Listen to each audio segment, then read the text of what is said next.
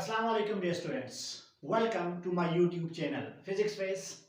Chapter number 8 first year waves को हम लोग डिस्कस कर रहे थे। आज हमारे पास इंतहाई इंपॉर्टेंट टॉपिक है स्टैंडिंग और स्टेशनरी वेव्स। हमने इससे पहले डिस्कस किया था सुपरपोजिशन को, उसके रिजल्ट्स को हम लोग डिस्कस कर रहे थे वन बाय वन। इंटरफेरेंस हमने डिटेल में देखा, हमने बीट्स को देखा। आज हमारे पास लास्ट रिजल्ट है सुपरपोजिशन का, that is stationary waves. Students देखें, स्टेशनरी वेव्स के लिए कंडीशंस क्या थी, हमने इसको आज बहुत डिटेल में डिस्कस करना है। स्टेशनरी वेव होती क्या है और कब प्रोड्यूस होंगी। याद रखें, जब आप लोगों के पास दो वेव्स हों, टू वेव्स, अब ये रिजल्ट है सुपरपोजिशन का, तो फिर इसका मतलब है दो वेव्स आपस में सुपर इम्पोज्ड होंगी, ओवरलैप होंगी। लेकिन उन दो वेव्स की कंडीशन क्या होगी, वेव्स तो दो होंगी, तो उन वेव्स की जो सबसे पहला पॉइंट आप लोगों ने याद रखना है, वो याद रखना है कि जो फ्रीक्वेंसी होगी वो सेम होगी। फ्रीक्वेंसी क्या होगी, सेम होगी। दो वेव, उनकी फ्रीक्वेंसी क्या होगी, सेम होगी। और दूसरी कंडीशन, उनकी डायरेक्शन क्या होगी, अपोजिट होगी। Two wave of same frequency and opposite direction जब इंटरफेयर करेंगी, जाके आपस में मिलेंगी, ओवरलैप करेंगी, अब आपके पास वहां पे उस पॉइंट पे वहां पे स्टेशनरी वेव्स बन जाएंगी। जब फ्रीक्वेंसी सेम होगी तो आप लोगों को बाद दफा वो क्वेश्चन देता होता है स्पीड का, कि स्पीड क्या होगी, वो कहता होता है एम्पलीट्यूड का, एम्पलीट्यूड आप लोगों के पास क्या होगा, ये भी चीज आप लोगों ने देख लेनी है। और वो आप लोगों को कह रहा होता है कि इसकी फ्रीक्वेंसी, तो ये तीनों चीजें आप लोगों के पास क्या होती है, ये सेम होती है। मतलब मैं इसको डिफाइन करने जा रहा हूं। स्टेशनरी वेव क्या होगी, दो waves, two waves having same frequency, same speed, same amplitude, whenever they will move in opposite direction they form a standing wave or a stationary wave। दो वेव जिनकी फ्रीक्वेंसी सेम, जिनकी speed same और जिनका amplitude same, जब वो जाके आप opposite direction में ओवरलैप करेंगी, आपस में आके टकराएंगी, तो वहां पे आप लोगों के पास क्या बन जाएगा, वहां पे स्टेशनरी वेव बन जाएगी। मतलब आप एक रस्सी को पकड़े, लेट्स सपोज कि एक स्ट्रिंग है और स्ट्रिंग को आपने उस साइड से बांधा हुआ है, किसी फिक्स स्ट्रिंग के साथ आप लोगों ने इसको फिक्स किया हुआ है। यहां पे मेरे पास रस्सी है, इस रस्सी को मैं क्या करूंगा, मैं रस्सी को यहां पे कुछ विगल करूंगा, मतलब कुछ यहां से वाइब्रेट करूंगा रस्सी को।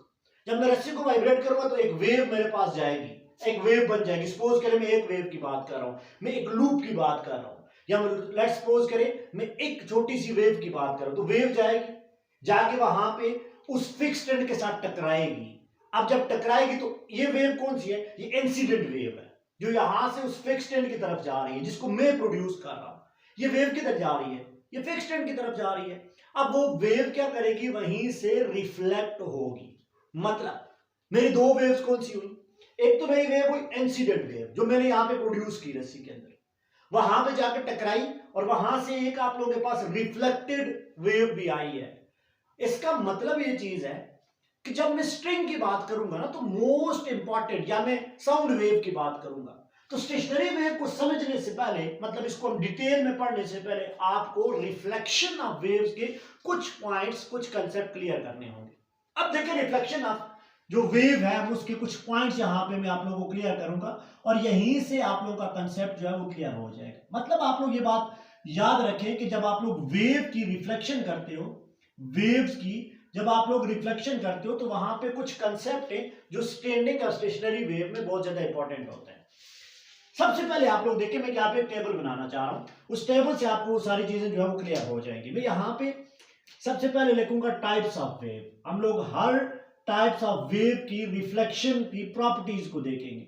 टाइप्स ऑफ वेव आप लोगों के पास कौन सी होगी, लेट्स सपोज करेंगे आप लोगों के पास साउंड वेव है, ट्रांसवर्स वेव है। देन हम लोग यहां पे देखेंगे कि किस बाउंड्री से वो रिफ्लेक्ट होगी। हम लोग बाउंड्री को यहां पे कंसीडर करते हैं, बाउंड्री, जिस बाउंड्री से आप लोग उस वेव को क्या करोगे, रिफ्लेक्ट करोगे। तीसरी चीज आप लोगों ने क्या देखनी है, तीसरी चीज आप लोगों ने देखनी है कि जब ये रिफ्लेक्ट होगी, आफ्टर रिफ्लेक्शन, तो उसमें क्या क्या चेंज आएगा। तो मैं यहां पे वर्ड लिखता हूं आफ्टर रिफ्लेक्शन। और चौथी चीज दैट इज मोस्ट इंपॉर्टेंट है, वो हमने देखना है फेज चेंज, फेज एंगल आप लोग देखें कि कितना फेज एंगल उसका चेंज होगा। हम एक टेबल के थ्रू में यहां पे आप लोगों को इस कॉन्सेप्ट को जो है वो क्लियर करवाऊंगा। मैं रिफ्लेक्शन की बात कर रहा हूं। टाइप्स ऑफ वेव में सबसे पहले हम लोग डिस्कस करते हैं ट्रांसवर्स वेव को, कि जब आप लोग ट्रांसवर्स वेव को देखोगे और ट्रांसवर्स वेव में आप लोग रिफ्लेक्शन को देख रहे हो, मतलब ट्रांसवर्स वेव स्ट्रिंग के अंदर जो वेव है, ट्रांसवर्स वेव की लेट्स सपोज करें जो बाउंड्री है जहां से वो रिफ्लेक्ट हो रही है, वो बाउंड्री कौन सी है, वो डेंसर बाउंड्री है, डेंसर मीडियम है। गौर से समझिएगा, मेरे पास यहां पे रस्सी है ना, और ये रस्सी की फ्री एंड है, वहां पे फिक्स्ड एंड है, मतलब दीवार के साथ बांधी हुई है।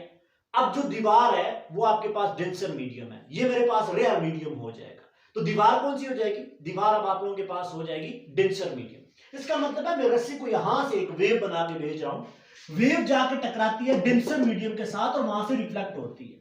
मेरी बात क्लियर हुई कि when a wave is reflected from denser medium, तो फिर होगा क्या, अगर डेंसर मीडियम के साथ उस ट्रांसवर्स वेव का क्रस्ट लग रहा है, उस ट्रांसवर्स वेव का क्या लग रहा है, क्रस्ट लग रहा है, तो क्रस्ट चेंज किस में हो जाएगा, वो चेंज हो जाएगा ट्रॉफ में। देखिए ना, ये रस्सी की फ्री एंड है और यहां पे आप लोगों ने एक वॉल रखी हुई है, दीवार रखी हुई है। अब देखिए ये मीडियम क्या हो जाएगा, ये मीडियम हो जाएगा डेंसर मीडियम। जैसे ही आप लोग यहां से एक पल्स क्रिएट करोगे, मैं यहां से एक पल्स क्रिएट कर रहा हूं, लेट्स सपोज करें मैं ऐसा पल्स क्रिएट कर रहा हूं, ये वाला पल्स क्रिएट कर रहा हूं जो इधर मूव कर रहा है, कि जैसे ही जाके दीवार के साथ लगेगा ना, तो दीवार क्या करेगी, डेंसर मीडियम है, डेंसर मीडियम है, तो इस पल्स को रिफ्लेक्ट करेगी ना, तो जब रिफ्लेक्शन में जो आप लोगों के पास वेव आएगी ना, तो ये जो क्रस्ट है वो क्या बन जाएगा, वो आप लोगों के पास ट्रफ बन जाएगा। अब ये वेव ऐसे आ जाएगी। मैं ये चीज कंसेप्ट क्लियर करना चाह रहा हूं यार, दीवार के साथ लगेगी, दीवार को वो अपवर्ड मूव करवाने की कोशिश करेगी, दीवार मोमेंटम की वजह से, बारी भरकम इनर्शिया की वजह से ऊपर तो मूव नहीं करेगा, वो क्या करेगा, पार्टिकल को डाउनवर्ड मूव करवा देगा। अब जब पार्टिकल डाउनवर्ड मूव करेंगे तो जब जाने वाली वेव का जो क्रस्ट है वो किस में कवर हो जाएगा, वो आप लोगों के पास कन्वर्ट हो जाएगा ट्रफ में। तो आप लोगों ने एक ही पॉइंट याद रखना है, ट्रांसवर्स वेव जब डेंसर मीडियम के साथ डेंसर से रिफ्लेक्ट करोगे तो क्रस्ट किस में तब्दील हो जाएगा, ट्रफ में। और अगर आप लोगों का आउटपुट पे आखिरी जो है वो आप लोग ट्रफ भेज रहे हो, तो वो किस में कन्वर्ट हो जाएगा, वो कन्वर्ट हो जाएगा क्रस्ट में। तो जब क्रस्ट ट्रफ में होगा और ट्रफ आपका क्रस्ट में हो जाएगा, तो फिर जो फेज एंगल है वो कितना चेंज हो जाएगा, वो 180 डिग्री का हो जाएगा, या आप लोग उसको कहते हो पाई रेडियन का फेज एंगल आप लोगों के पास क्या हो जाएगा, वो वहां पे शिफ्टिंग आ जाएगी। पहला पॉइंट आप लोगों ने याद रखा, मतलब when a transverse wave is reflected from denser medium, then phase angle will be changed, और कितना आउट ऑफ फेज हो जाएंगे, कितना आप लोगों के पास चेंज हो जाएगा, 180 डिग्री या पाई रेडियन। लेकिन अगर यहां पे आप लोग लिखो ये रेयर मीडियम से आप लोगों के पास क्या करे, ये रेयर मीडियम से आप लोगों के पास जो है वो रिफ्लेक्ट करे, तो फिर जब रेयर मीडियम से ये रिफ्लेक्ट करेगी तो याद रखिएगा जो क्रस्ट है वो क्रस्ट ही रहता है, और जो ट्रफ है वो आप लोगों के पास क्या रहता है, वो ट्रफ ही रहता है। और यहाँ पे जो फेज एंगल है वो आप लोगों के पास कितने डिग्री का होता है, वो 0 डिग्री का होता है। कोई यहाँ पे फेज चेंज आप लोगों के पास नहीं होगा। किसकी आप लोग बात कर रहे हो, यहाँ पे आप लोगों ने ध्यान में रखना है कि जो मैं यहाँ पे ये जो चीज मैं लिख रहा हूँ, ये मैं अभी तक किसके लिए लिख रहा हूँ, मैं ट्रांसवर्स वेव के लिए लिख रहा हूँ। अब हम लोग बात करते हैं लॉन्गिट्यूडनल के लिए। जब आप लोग यहाँ पे बात करोगे लॉन्गिट्यूडनल वेव्स के लिए, साउंड वेव की, आगे हम लोग और गेन पाइप को जो है वो डिस्कस करेंगे। जब लॉन्गिट्यूडनल वेव डेंसर मीडियम से आप लोगों के पास रिफ्लेक्ट होगी, मैं किसकी बात करूंगा, लॉन्गिट्यूडनल वेव की। लॉन्गिट्यूडनल वेव और गेन पाइप आप लोग देख रहे हो, तो जब इसको रिफ्लेक्ट करोगे आप लोग डेंसर मीडियम से, तो आप लोगों ने सबसे पहला पॉइंट क्या देख रहे हैं, जो कंप्रेशन होगी वो कंप्रेशन ही रहेगी, और जो रेयर फ्रैक्शन आप लोगों के पास होगी वो क्या रहेगी, वो रेयर फ्रैक्शन ही रहेगी, कंप्रेशन चेंज नहीं होगी। मतलब आप साउंड वेव को भेज रहे हो ना, अब यहां पे देखिए आप लोग क्या कर रहे हो, आप लोग साउंड वेव को भेज रहे हो। अब आप लोग ट्रांसवर्स को नहीं, यहां पे आप लोगों ने साउंड वेव भेजी, और यहां पे एंड में दीवार के साथ जाके क्या लगा, कंप्रेशन लगा। दीवार इसको क्या करेगी, इसको रिफ्लेक्ट करेगी, रिफ्लेक्ट करेगी, तो जो रिफ्लेक्शन में आपको यहां पे सबसे पहले मिलेगा वो क्या मिलेगा, वो आप लोगों को यहां पे मिलेगा कंप्रेशन। कंप्रेशन कंप्रेशन ही रहेगा, और रेयर फ्रैक्शन ही रहेगा। लेकिन यहां पे जो फेज शिफ्ट होगा या फेज एंगल चेंज होगा वो कितना होगा, पाई रेडियन का या 180 डिग्री का। इसका मतलब है रिफ्लेक्शन से, डेंसर मीडियम की रिफ्लेक्शन से, चाहे ट्रांसवर्स वेव है या लॉन्गिट्यूडनल वेव है, आपके पास जो फेज है वो शिफ्ट हो जाता है, आउट ऑफ फेज आप लोगों के पास काम करेगी। और जब आप लोग इसकी मीडियम को लोगे रेयर मीडियम, इस मीडियम को आप लोग क्या लोगे, रेयर मीडियम आप लोग कंसिडर करोगे, तो आप लोगों के पास अब कंसेप्ट आप लोगों ने क्लियर करना है कि जो रेयर फ्रैक्शन है वो आप लोगों के पास क्या हो जाएगा, कंप्रेशन हो जाएगा, और जो कंप्रेशन है वो आप लोगों के पास क्या बन जाएगा, वो रेयर फ्रैक्शन, और जो रेयर फ्रैक्शन है वो क्या बन जाएगा, वो कंप्रेशन बन जाएगा। लेकिन अब आप लोगों के पास जो फेज शिफ्ट है वो कितने का हो जाएगा, वो आप लोगों के पास हो जाएगा 0 का। तो ये रिफ्लेक्शन के कुछ पॉइंट्स आप लोगों ने यहाँ पे ज़हन में याद रखने। क्लियर हुई मेरी बात? मैं फिर रिपीट कर रहा हूँ। रिफ्लेक्शन में अगर ट्रांसवर्स वेव है, डेंसर मीडियम से रिफ्लेक्ट होगा, तो जो आप लोगों के पास फिक्स्ड एंड होती है उसको डेंसर मीडियम लिया करें। डेंसर मीडियम से रिफ्लेक्ट हुआ तो आप लोगों के पास फेज एंगल कितना हो जाएगा, 180 डिग्री का। अगर रेयर से हुआ तो क्रस्ट ही रहेगा और 0 डिग्री का हो जाएगा। और अगर वहां पे लॉन्गिट्यूडनल वेव है, साउंड वेव, तो डेंसर मीडियम से जब वो वापस आएगी आपके पास फेज शिफ्ट हो जाएगा, लेकिन कंप्रेशन क्या रहेगी, कंप्रेशन रहेगी। अगर आप लोग लाइट वेव की बात करें तो लाइट वेव भी ऐसी होती है जैसे आप लोगों के पास ट्रांसवर्स वेव करेंगी, उसको इतना आप लोग डीपली देखने की जरूरत नहीं है। क्लियर है? यहां तक हम लोग बात करते थे स्ट्रेनिंग वेव की। मतलब मैं एक रस्सी में मैं पल्स क्रिएट कर रहा हूं, पल्स गई, फिक्स्ड एंड के साथ टकराई, अब पल्स का क्रस्ट वहां पे लगा, दीवार ने उस क्रस्ट को कन्वर्ट किया ट्रफ में और रिफ्लेक्ट कर दिया। दो वेव्स बनी ना, एक वेव आपके पास इंसिडेंट जो मैंने भेजी, और एक वेव आपके पास रिफ्लेक्टेड जो रिफ्लेक्ट होके आई। अब जब मैं उसके नंबर ऑफ पल्स को ज्यादा करूंगा, कंप्लीट लूप बनाऊंगा, तो वो वेव आपके पास क्या बनाएगी, वो वेव आपके पास स्टेशनरी वेव बना देगी। मतलब क्या होगा, मतलब जब आप लोग स्टेशनरी वेव को देखोगे, और स्टेशनरी वेव में लेट कर लें आप लोग एक स्ट्रिंग के अंदर, स्ट्रिंग के केस में, और स्ट्रिंग को आप लोगों ने दोनों साइड से क्या हुआ है, बांधा हुआ है, फिक्स्ड किया हुआ है। ये आप लोगों के पास एक स्ट्रिंग है, और इस स्ट्रिंग को आप लोगों ने दोनों साइड से क्या किया हुआ है, बांधा हुआ है। यहां पे आप लोग एक पल्स को क्रिएट कर रहे हो, सॉरी एक लूप को क्रिएट कर रहे हो। तो जो लूप आप लोगों के पास बनेगी ना, तो जो लूप आप लोगों के पास बनेगी, अगर तो ये आप लोगों के पास लाइन है, ये मिड वाली लाइन है, वो रस्सी की लाइन है, और आप इस रस्सी को मिड से पकड़ के दो वेव्स भेज रहे हो, दोनों फिक्स्ड एंड की भी मैं डिस्कशन करवाऊंगा, तो आप लोगों के पास एक लूप बन जाएगी, ये आप लोगों के पास एक लूप बन जाएगी, और इसका आप लोगों के पास एक ऐसी लूप आप लोगों के पास बन जाएगी। इसका मतलब है ये फिक्स्ड एंड है, डेंसर, ये भी डेंसर। यहां पे हमेशा आप लोगों के पास क्या हो जाएगा, इस पॉइंट को, यहां पे जो पार्टिकल होते हैं उनको आप लोग कहते हो नोड। यहां पे भी फिर क्या है, ये भी आप लोगों के पास नोड है, और जो मैक्सिमम डिस्प्लेसमेंट पे होते हैं फ्रॉम द मीन पॉइंट, उसको आप लोग क्या कहते हो, उसको आप लोग कहते हो एंटी नोड। उसको क्या कह रहे होते हो, उसको आप लोग कह रहे होते हो एंटी नोड। मतलब मेरा दूसरा कंसेप्ट आपको समझाना चाह रहा हूं कि वो वेव जो नोड और एंटी नोड की फॉर्म में हो, उसको आप लोग क्या कह रहे होते हो, उसको आप लोग कह रहे होते हो that is known as standing wave और स्टेशनरी वेव। इसका मतलब है दो पॉइंट आप लोगों ने हमेशा याद रखने, नोड और एंटी नोड की फॉर्म में जो आप लोगों के पास वेव होगी, स्ट्रिंग में हो या आप लोगों के पास यहां पे साउंड वेव हो, उसको आप लोग क्या कहते हो, स्टेशनरी वेव।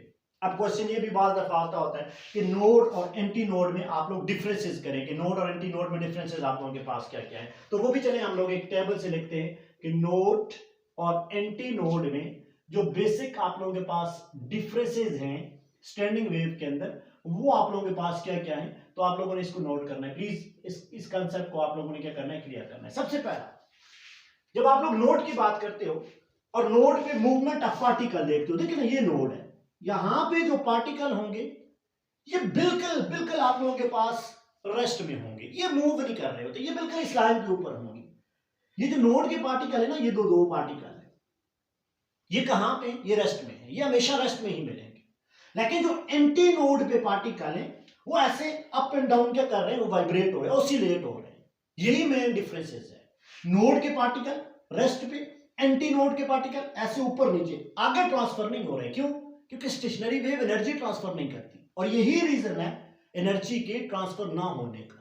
आपने एक कंसेप्ट याद रखना है, नोड में जो पार्टिकल है वो रेस्ट में है, और जो एंटी नोड में वो ऑसिलेट हो रहा है। तो मैं अगर नोड में बात लिखूं मूवमेंट की, मैं नोड में किसकी बात लिख रहा हूं, मैं नोड में जो सबसे पहला पॉइंट लिख रहा हूं मूवमेंट ऑफ द पार्टिकल की बात अगर मैं कर रहा हूं, तो आप लोग यहां पे याद रखें जो मैं मूवमेंट की बात कर रहा हूं, मूवमेंट की, तो नोड में कोई मूवमेंट नहीं होगी, और एंटी नोड में ये जो पार्टिकल होते हैं ये क्या हो रहे होते हैं, ये ऑसिलेट हो रहे होते हैं। ये क्या हो रहे होते हैं, ये ऑसिलेट हो रहे होते हैं। दूसरा डिफरेंसेस देखिए, अगर मैं बात करूं एनर्जी की, नोड के ऊपर एनर्जी की बात करूं, तो देखिए नोड के ऊपर एनर्जी क्या है, यार मीन पोजीशन पे है, एनर्जी 0 हो जाएगी, यहां पे कोई एनर्जी नहीं मिलेगी।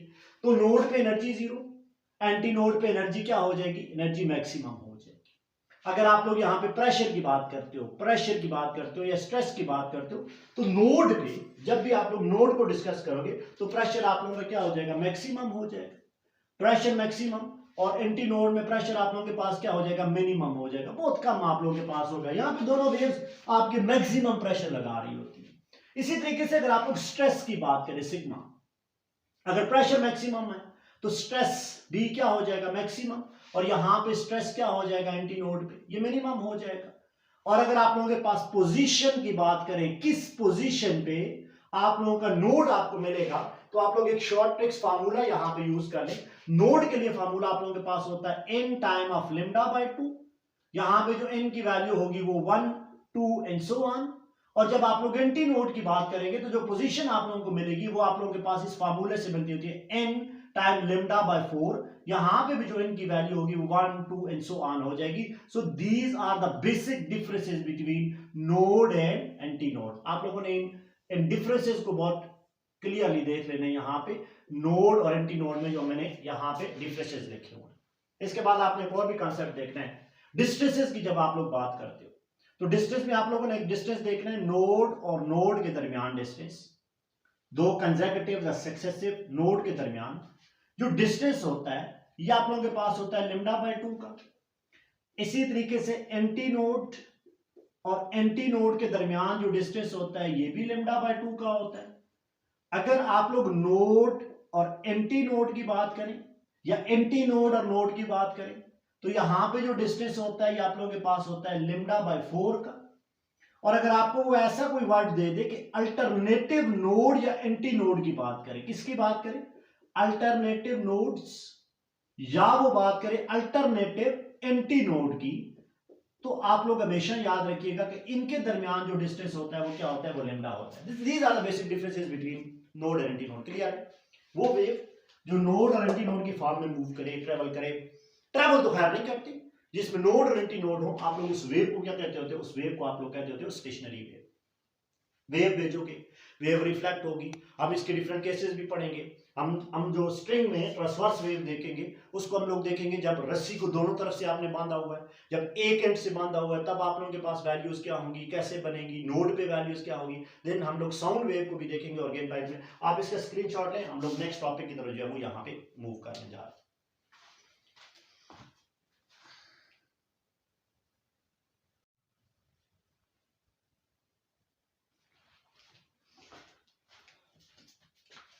अब हम लोग नेक्स्ट देखते हैं, स्ट्रेच स्ट्रिंग के अंदर जब आप लोग stationary wave, staining wave produce करते हैं तो वहां पे फिनोमेना क्या क्या होते हैं। Stationery waves and stretch string, हम लोग जो यहां पे अब टॉपिक करने जा रहे हैं स्ट्रेच स्ट्रिंग। अच्छा, ये दो केसेस हम लोग यहां पे डिस्कस करेंगे। यहां पे हम लोग दो केसेस जो है वो डिस्कस करेंगे। एक वो स्ट्रिंग जो आप लोगों ने फिक्स्ड की हुई है from both and, fixed from both and. ये चीज आप लोगों ने देखनी है कि वो आप लोगों को रेलेवेंट जो क्वेश्चन है वो कैसे दे रहा है। और ये फिक्स्ड आपने कैसे की हुई है, from one and, fixed from one and. ये आप लोगों ने एक एंड से क्या किया हुआ है, फिक्स्ड की हुई है। दो डिफरेंट केसेस। मतलब क्या कह रहा है, मतलब कह रहा है कि आप लोगों के पास केस नंबर 1 की हम लोग बात करते हैं। लेट करें आप लोगों के पास ये दीवार है, फिक्स्ड है, और इधर से भी आप लोगों ने इस दीवार के साथ क्या की हुई है, रस्सी बांधी हुई है। ये दोनों एंड जो रस्सी के हैं वो आप लोगों के पास क्या है, वो फिक्स्ड हैं। और यहां दरमियान में आप लोगों के पास एक स्ट्रिंग पड़ी हुई है, बिल्कुल स्ट्रेच स्ट्रिंग है। इसमें वेव कौन सी बनेगी, इसमें वेव बनेगी ट्रांसवर्स वेव। अब यहां पे जो वेव बनेगी वो ट्रांसवर्स वेव बनेगी। हमने स्टैंडिंग वेव बनानी है, तो कैसे बनाएंगे। यहां पे आप लोग इस रस्सी को यहां पकड़े ना, मिडिल से पकड़े, 1/4 से पकड़े, 1/6 लेंथ से, जहां से मर्जी पकड़े। मैं पहले केस के अंदर मिडिल से पकड़ रहा हूं। मैं फंडामेंटल फ्रीक्वेंसी की बात करूंगा। हर फ्रीक्वेंसी पे स्टैंडिंग वेव नहीं बनेगी, कंडीशन है। डिस्क्रीट फ्रीक्वेंसी पे आपके पास स्टैंडिंग वेव बनेगी। वो डिस्क्रीट फ्रीक्वेंसी को मैंने देखने के लिए इस स्ट्रिंग को मैं मिडिल से पकड़ूंगा ना, ऐसे ऊपर पकड़ के छोड़ूंगा। अब क्या होगा, एक वेव इधर जाएगी और एक वेव इधर आएगी। जो इंसिडेंट वेव है, यहां से रिफ्लेक्ट होकर वापस आएंगी तो स्टैंडिंग वेव बन जाएगी। मेरी बात क्लियर हुई? लेट करें मेरी फ्रीक्वेंसी इतनी है, फंडामेंटल फ्रीक्वेंसी है, जिसपे जो यहां पे स्टैंडिंग वेव बनती है वो एक वेव बनती है, नंबर ऑफ जो लूप है उसके 1 है। ये आप लोगों के पास फंडामेंटल फ्रीक्वेंसी पे जो नंबर ऑफ लूप बनेगा वो इस केस में ये बनेगा, एक लूप बनेगी। अब यहां पे आप लोगों के पास क्या होता है, ये तो नोड होता है, इधर भी आप लोगों के पास क्या होता है, नोड होता है, और दरमियान में आप लोगों के पास क्या होता है, दरमियान में एंटी नोड होता है। क्लियर हुई मेरी बात? जब फिक्स्ड एंड लोगे तो नोड, क्योंकि आप लोगों ने अभी पढ़ा था डेंसर मीडियम के पास नोड, इधर भी नोड, और यहां पे आप लोगों के पास क्या बनेगा, एंटी नोड बनेगा। लेकिन जब आप लोग ये केस यहां पे देखोगे, फिक्स फ्रॉम वन एंड आप लोग करोगे, तो लेट आप सपोज करें कि यहां पे आप लोगों के पास ये आप लोगों ने क्या किया हुआ, यहां पे आप लोगों ने रस्सी को बांधा हुआ है यहां पे, और ये रस्सी आप लोगों के पास कुछ इस तरह आप लोगों ने यहां पे पकड़ी हुई है, दूसरी तरफ से आपने बांधा हुआ नहीं है इसको, ये ऐसे आप लोगों ने पकड़ी हुई है। तो जब आप लोग इसको विगल करेंगे, अब जो यहां पे लूप बनेगी ना, यहां पे जो लूप बनेगी वो कैसे बनेगी, वो आप लोगों के पास लूप बनेगी कुछ इस तरह की, यहां से आप लोगों के पास कुछ लूप ऐसे बनेगी। तो अब देखें, क्योंकि फिक्स्ड एंड पे क्या बनेगा, नोड, और जो अनटाई एंड है वहां पे क्या बनेगा, वहां पे एंटी नोड बन जाएगा, और लूप तो एक ही बन रही है। यहां पे वो फंडामेंटल फ्रीक्वेंसी के साथ आप उसको लूप बना रहे हो। अब देखिए यहां पे अगर मैं फार्मूलाज लगाऊं तो टोटल लेंथ ऑफ स्ट्रिंग कितनी हो जाएगी, नोड और नोड के दरमियान डिस्टेंस टोटल लेंथ बन जाएगी। तो आप लोग क्या लिखते हो, total length equal to node और नोड के दरमियान डिस्टेंस किसके बराबर होता है, ये होता है लिम्डा बाय 2 के बराबर। मैं इसको लिखता हूं लिम्डा 1/2। यहां से अगर मैं लिम्डा की वैल्यू निकालूं तो लिम्डा की वैल्यू क्या बन जाएगी, लिम्डा की वैल्यू मेरे पास बन जाएगी 2L। मेरे पास पहली फंडामेंटल फ्रीक्वेंसी की जब मैं बात कर रहा हूं, वहां पे जो लिम्डा होगा उसको आप लोग क्या कहते हो, 2L। लिम्डा की वैल्यू क्या आई, 2L आई। अब आप लोगों ने फार्मूला पढ़ा हुआ है V equal to F time of lambda, तो यहां पे लिम्डा क्या हो जाएगा, लिम्डा 1 हो जाएगा। अब अगर मैं यहां पे फ्रीक्वेंसी की वैल्यू निकालूं, F1 कह दे इसको, V सेम है, तो अब आप लोगों के पास क्या आ जाएगा, F1 इज इक्वल टू क्या आ जाएगा, V बाय लिम्डा 1। लिम्डा की वैल्यू पुट करें तो आप लोगों के पास क्या आ जाएगा, V बाय 2L। ये फंडामेंटल फ्रीक्वेंसी की वैल्यू जब एक लूप बनेगी वो क्या बन गई, V बाय 2L। क्लियर? मेरी बात क्लियर हुई या नहीं? फंडामेंटल फ्रीक्वेंसी की वैल्यू एक लूप में जब दोनों एंड क्या थी, फिक्स थी, वो क्या बन गई, V बाय 2L। और यहां पे तो आपको पता है, यहां पे जो आप लोगों के पास V है ट्रांसवर्स वेव में, वो क्या होता था, T बाय आप लोगों के पास होता था M, where M is mass per unit length. तो समझ आई मेरी बात? ये तो हमने बहुत डिस्कस किया हुआ है। लेंथ आप लोगों के पास गिवन होगी, और V भी तो आप लोग फंडामेंटल फ्रीक्वेंसी की वैल्यू यहां से आप लोग फाइंड आउट कर सकते हो। किस केस की मैं बात कर रहा हूं, मैं तब बात कर रहा हूं जब आप लोगों के पास एक लूप बनी है और दोनों एंड आप लोगों के पास स्ट्रिंग की क्या थी, वो आप लोगों के पास फिक्स थी। आपकी बुक में इस चीज को लिखा हुआ है, when the string is plug from the middle, आप बिल्कुल मिडिल से उसको प्लग कर रहे हो, दोनों वेव्स जाएंगी, रिफ्लेक्ट होके आएंगी, स्टैंडिंग वेव बन जाएगी। लेकिन यहां पे आप लोगों के पास क्या है, यहां पे जो डिस्टेंस ओपन एंड पे है वो एंटी नोड बन रहा है, यहां पे नोड बन रहा है, यहां पे जो L की वैल्यू हो जाएगी वो क्या हो जाएगी, टोटल लेंथ हो जाएगी, एंटी नोड और नोड के दरमियान डिस्टेंस अभी आपने पढ़ा वो हो जाएगा लिम्डा बाय 4। तो मैं यहां पे लिख रहा हूं लिम्डा 1/4। क्लियर हुई मेरी बात? यहां पे लिम्डा बाय 2 क्योंकि नोड और नोड के दरमियान डिस्टेंस, यहां पे लिम्डा बाय 4 क्योंकि एंटी नोड और नोड के दरमियान डिस्टेंस। यहां से अगर आप लोग लिम्डा की वैल्यू फाइंड आउट करें तो लिम्डा आप लोगों के पास किसके बराबर आ जाएगा, लिम्डा आप लोगों के पास आ जाएगा 4L। लिम्डा किसके बराबर आ जाएगा, 4L के बराबर आ जाएगा। फंडामेंटल टूल की बात करते हो, फंडामेंटल फ्रीक्वेंसी की, वही फार्मूला लगा लें, V इक्वल टू F1 लिम्डा 1। तो F1 की जब आप लोग वैल्यू यहां से निकालोगे तो ये V बाय क्या आ जाएगा, लिम्डा 1, तो वैल्यू आ जाएगी V बाय 4L। वैल्यू क्या आ जाएगी, V बाय 4L। डिफरेंसेस देखना है, when the string is fixed from both end तो V बाय 2L, और एक एंड से आपने विगल करने के लिए छोड़ी दी है तो आप लोगों के पास वैल्यू क्या आ गई, V बाय 4L आ गई। यहां पे V बाय 2L, वहां पे V बाय 4L। कब, जब आप लोग पहली फ्रीक्वेंसी की बात करते हो। और याद रखें इन दोनों फ्रीक्वेंसी को आप लोग क्या कहते हो, इनको आप लोग कहते हो फर्स्ट हार्मोनिक और फंडामेंटल फ्रीक्वेंसीज। देख ले स्टूडेंट्स, इनको आप लोग क्या कहते हो, आप इनको कहते हो फंडामेंटल फ्रीक्वेंसी, या आप लोग इसको क्या कहते हो, आप लोग इसको कहते हो फर्स्ट हार्मोनिक। इसको क्या नाम देते हो, इसको आप लोग कहते हो फर्स्ट हार्मोनिक। तो फर्स्ट हार्मोनिक इस केस में क्या आया, V बाय 2L, और यहां पे जो फंडामेंटल फ्रीक्वेंसी आई वो क्या आएगी, V बाय 4। अब फ्रीक्वेंसी को ज्यादा करें, इतना ज्यादा करें कि 2 लूप बन जाए। कितनी लूप बने, 2 लूप बने। मैं एक और लूप के लिए बात करता हूं, फ्रीक्वेंसी को विगल कर रहा हूं ज्यादा, एक स्पेसिफिक फ्रीक्वेंसी पे आपकी जो दो लूप बनेगी वो कुछ इस तरीके से बनेगी। आपकी बुक में इस चीज को लिखा हुआ है, जब 1/6 से आप लोग, सॉरी 1/4 लेंथ से आप लोग इसको क्या करोगे, इसको प्लग करोगे। अब आप लोगों के पास नंबर ऑफ लूप जो बनेगी वो क्या बनेगी, 2। ये आप लोगों के पास मिड पॉइंट है।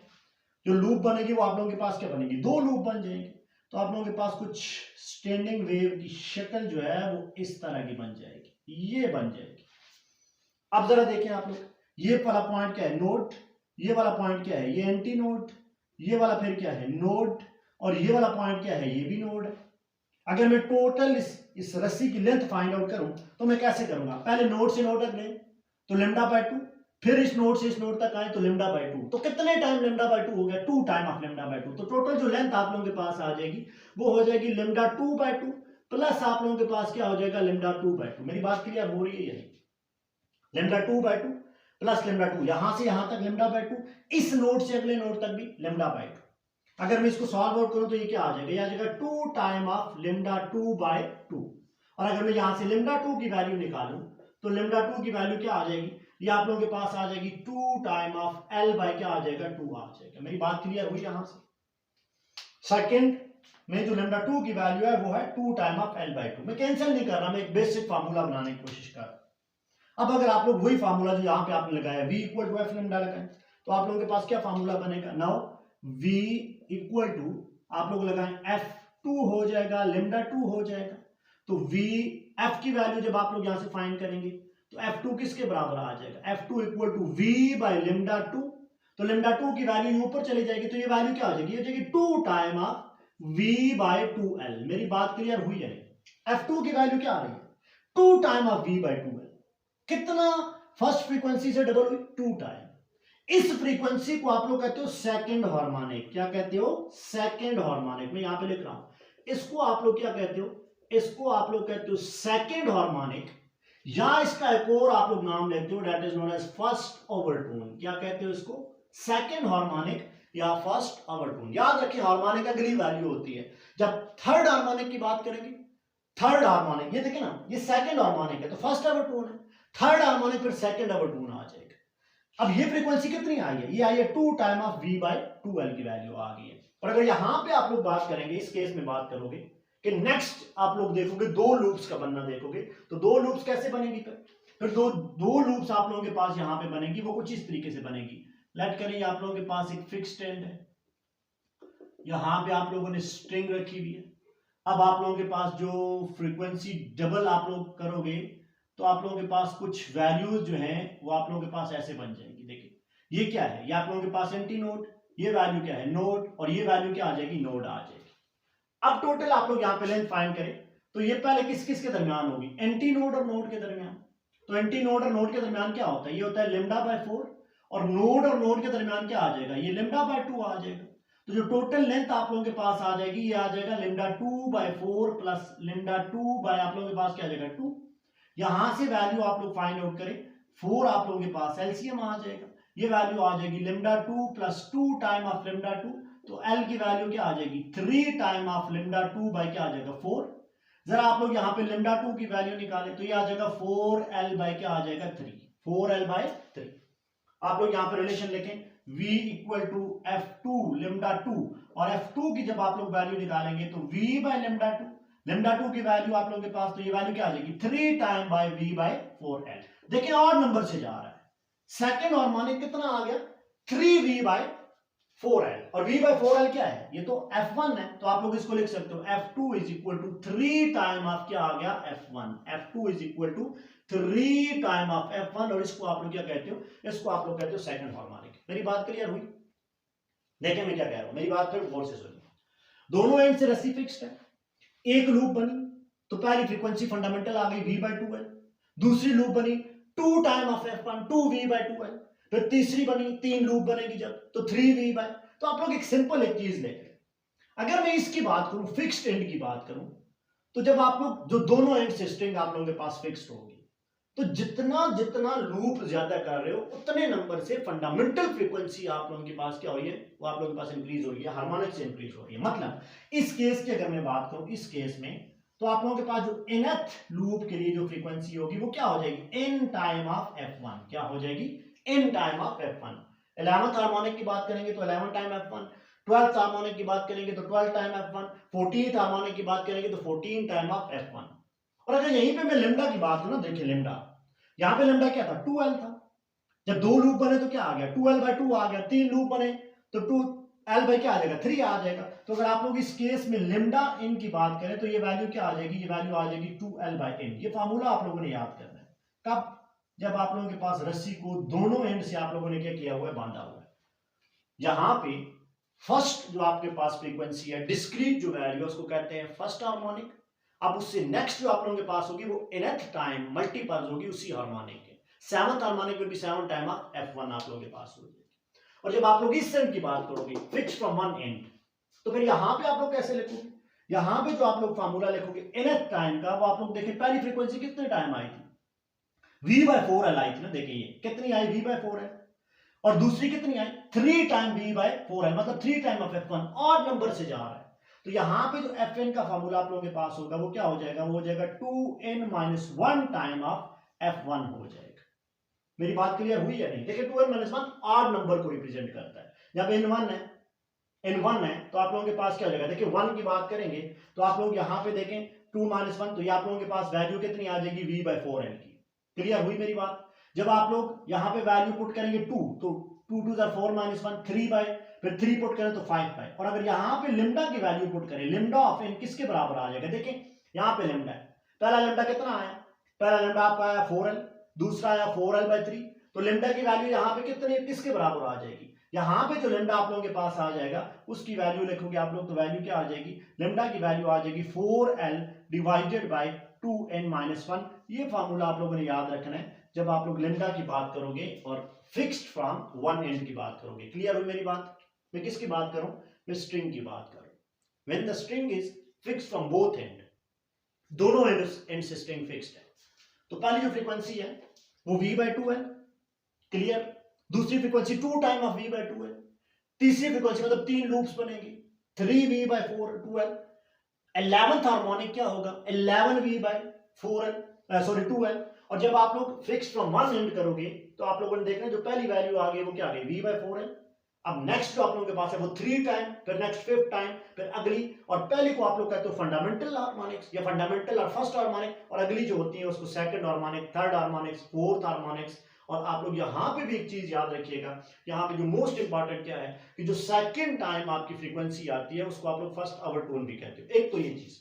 दूसरा बात है वो कहता था नोड और एंटी नोड की। तो यहाँ पे देख रहे हैं नोड कितने बन रहे हैं, नोड 2 बन रहे हैं, एंटी नोड कितने बन रहे हैं, 1 बन रहा है। तो जो आप लोगों के पास एंटी नोड होता है उसको आप लोग लिख लें कि ये नोड -1 होता है। यहाँ पे देखिए नोड कितने हैं, 1 2 3, एंटी नोड कितने हैं, 1 और 2। तो एंटी नोड -1 करेंगे तो आप लोगों के पास क्या बन जाएगा, वो आप लोगों के पास बन जाता है एंटी नोड बन जाता है। तो यहां से भी आप लोगों के क्वेश्चन आ रहे होते हैं, इसका स्क्रीनशॉट लें। नेक्स्ट हम लोग साउंड वेव की बात करते हैं। जब वहां पे आप स्टैंडिंग वेव बनाओगे और गेन पाइप देखोगे, वहां पे भी सेम सिनारियो है, यही चीज आप लोगों के पास बन जाएगी। लेकिन हम लोग नेक्स्ट जो है वो उसको देखते हैं, आप इसका स्क्रीनशॉट ले लें प्लीज।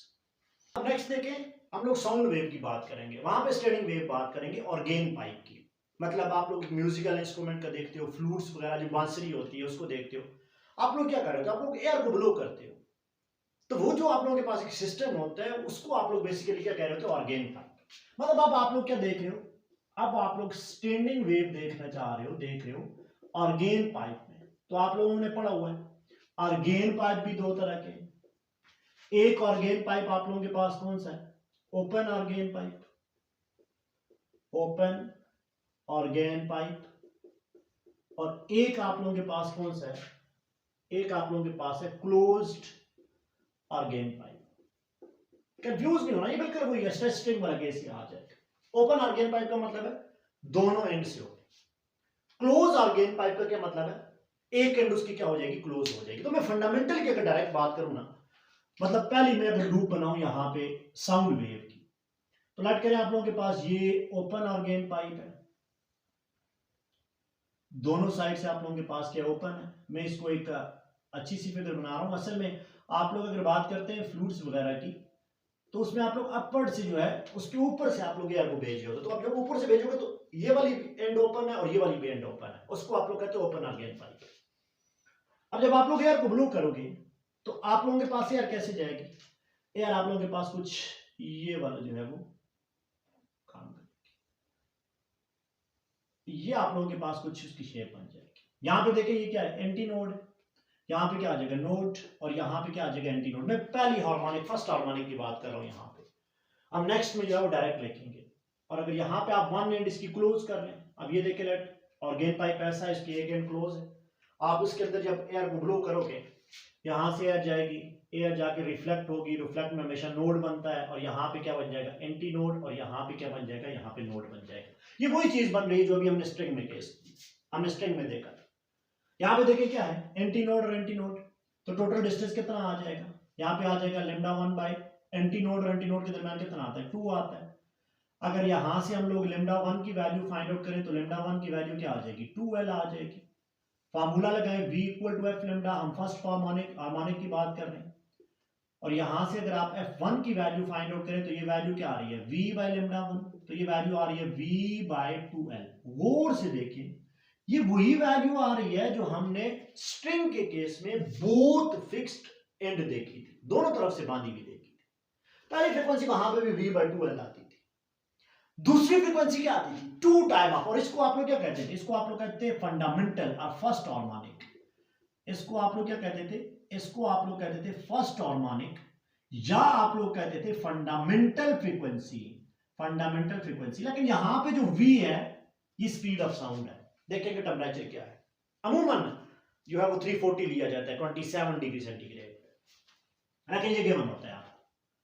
अब जब आप लोग फ्रीक्वेंसी को इंक्रीज करोगे, मतलब 2 लूप्स की बात करोगे, तो यहां पे डायरेक्ट आप लोग लिख लें। अब आपके पास 2 लूप्स जब बनेगी ना, तो कंफ्यूज नहीं होना। इसी के अंदर अगर आप लोग 2 लूप्स बनाओ ना, तो लूप्स कुछ आप लोगों के पास ऐसे बन जाएंगी, लेकिन वो जरूरी नहीं है कि आप लोग वहां पे लूप्स को डिस्कस करें। तो आप लोगों के पास लूप्स कैसे बनेंगे, ये पहली ऐसे, ये दूसरी ऐसे, यहां पे आप लोगों के पास क्या हो जाएगा, एक कंप्लीट जो है वो वेव बनेगी, और आखिर में जाके आप लोगों के पास ये कुछ ऐसे बन जाएगा। ये वैल्यू क्या है, ये एंटी नोड, ये वैल्यू क्या है, ये नोड, ये नोड, और ये आप लोगों के पास क्या है, ये आप लोगों के पास आ जाएगी एंटी नोड। ये आप लोगों के पास 2 वेव्स बन रही है। अब देखिए एंटी नोड और एंटी नोड के दरमियान आप जब जाते हो तो एंटी नोड से पहले नोड में जाओगे और फिर नोड से एंटी नोड में, लेकिन ये चीज हमने ऑलरेडी पढ़ी हुई है। तो आप डायरेक्ट लिख लो यहाँ पे कि जब fundamental frequency v by 2l होगी, तो जो सेकंड फ्रीक्वेंसी है या फर्स्ट ओवरटोन है वो किसके बराबर आ जाएगा, वो आ जाएगा 2 टाइम ऑफ वैल्यू किसके बराबर आ जाएगी, f1। मेरी बात क्लियर हुई है नहीं। इसी तरीके से थर्ड जो आप लोगों के पास हार्मोनिक है, वो आप लोगों के पास आ जाएगा 3 टाइम ऑफ f1। इसको जो 2 टाइम है इसको आप लोग कहते हो फर्स्ट ओवरटोन, फर्स्ट ओवरटोन या सेकंड हार्मोनिक। इसको आप लोग क्या कहते हो, इसको आप लोग कहते हो सेकंड ओवरटोन। अभी हम लोगों ने ये चीज डिस्कस की है। इसी तरीके से अगर आप nth फ्रीक्वेंसी की बात करो तो आप लोग क्या लिखोगे यहाँ पे, n टाइम ऑफ f1। क्या लिखोगे, n टाइम ऑफ f1। मतलब मेरा ये है, ओपन आर्गेन पाइप की फंडामेंटल फ्रीक्वेंसी के फार्मूलाज बिहेवियर वही है जो आपने स्ट्रेच स्ट्रिंग में जब दोनों एंड से फिक्स की थी आपने वहां पे पढ़ा था। अब जरा इसको शिफ्ट करें क्लोज आर्गेन पाइप, यहाँ पे वैल्यू क्या है, एंटी नोड, यहाँ पे वैल्यू क्या है, नोड। लेंथ किसके बराबर आ जाएगी, ये आ जाएगी लेमडा 1/4।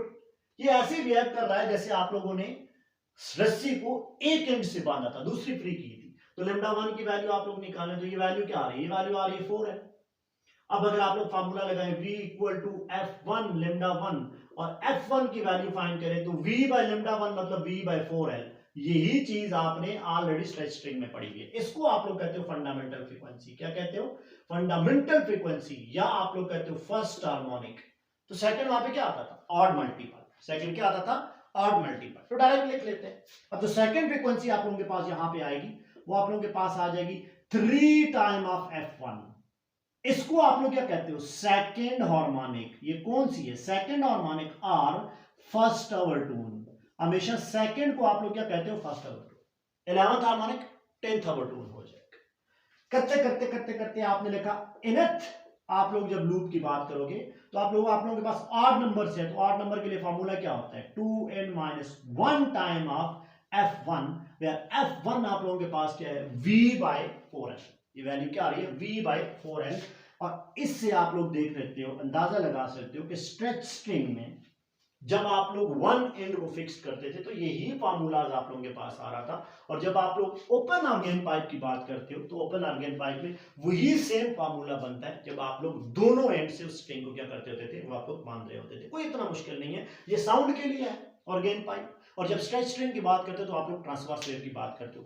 अब नेक्स्ट जो मैं एक चार्ट बना रहा हूं, उस चार्ट में आपका सारा फैक्टर जो है वो कंसेप्ट वाइज क्लियर हो जाएगा। काइंडली उसको देख लें, इसका भी आप लोग स्क्रीनशॉट ले लें।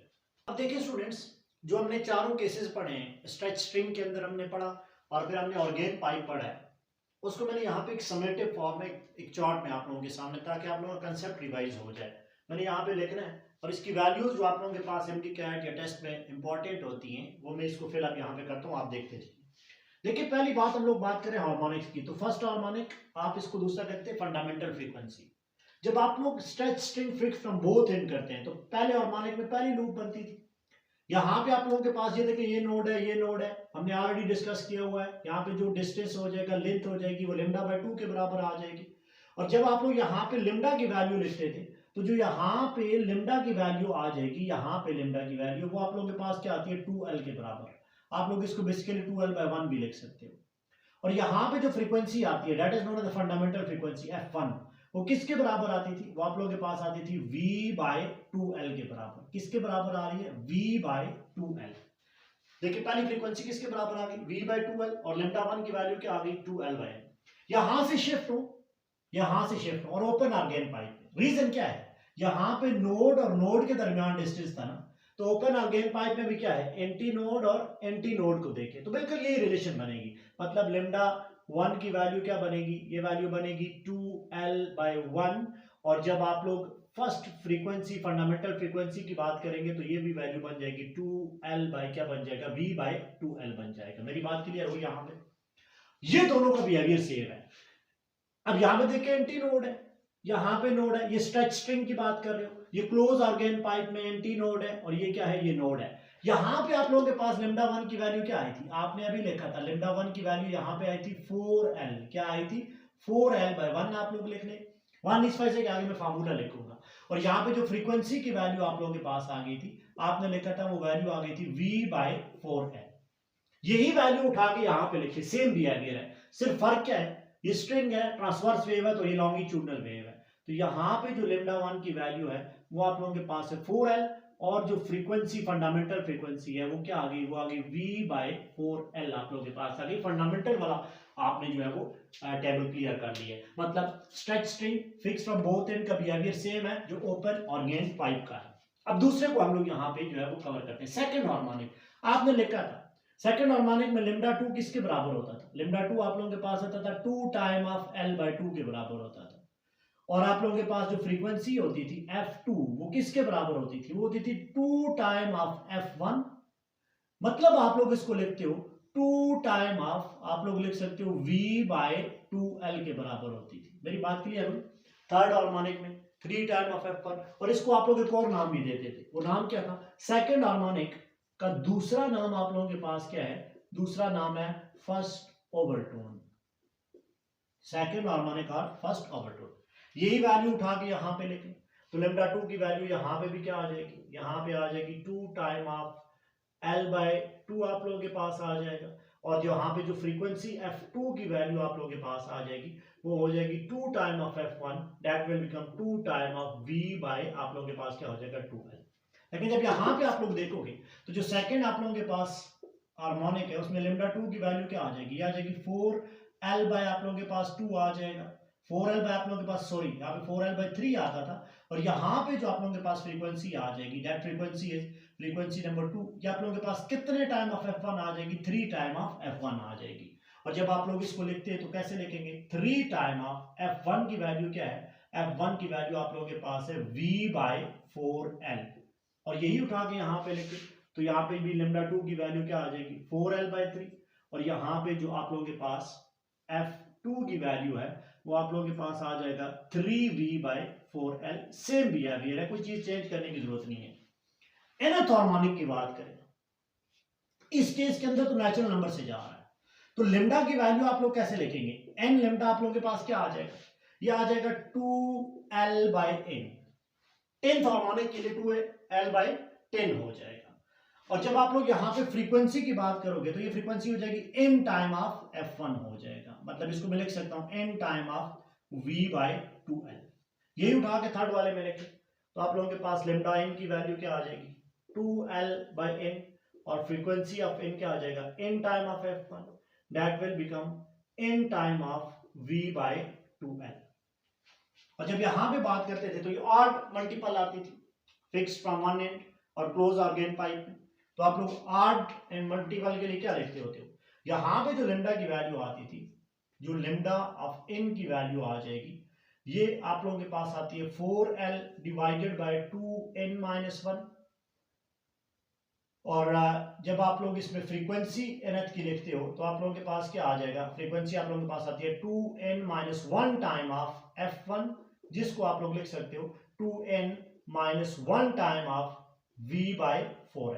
और यही वैल्यू यहां पे उठा के लिख लो, तो lambda of n is 4l/2n-1, और आप लोगों के पास यहाँ पे जो फ्रीक्वेंसी ऑफ n है वो क्या आ जाएगी 2n-1 टाइम ऑफ आप लोगों के पास क्या बन जाती है f1 बन जाती है। क्लियर, बहुत आसान ये वैल्यूज है, हमने ऑलरेडी की हुई है, मतलब ये पहला और थर्ड वाला सेम बिहेवियर से फार्मूलाज है, सेकंड और फोर्थ वाला आप लोगों के पास सेम बिहेवियर से।